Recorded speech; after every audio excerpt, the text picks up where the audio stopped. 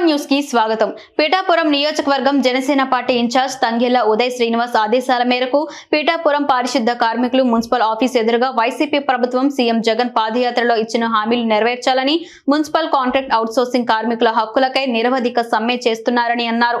వారికి మద్దతుగా Pithapuram Janasena party PSN మూర్తి team మద్దతుగా నిలిచారు. ఈ సందర్భంగా జనసేన నాయకులు పిఎస్ఎన్ మూర్తి మాట్లాడుతూ వారికి జనసేన పార్టీ ఎప్పుడూ మద్దతుగా ఉంటుందని హామీ ఇవ్వడం జరిగింది.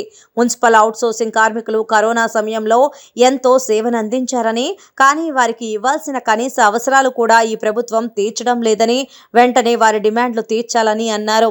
ఈ కార్యక్రమంలో పిండి శ్రీను, కర్రి కాశీ, కసిరెడ్డి నాగేశ్వరరావు, పెదిరెడ్ల భీమేశ్వరరావు, ముప్పన్న రత్నం, పెంకే జగదీష్, నామసాయి, నామా శ్రీకాంత్, విఘ్నేష్, బెజవాడ రామకృష్ణ మరియు పిఎస్ఎన్ మూర్తి తదితరులు పాల్గొన్నారు.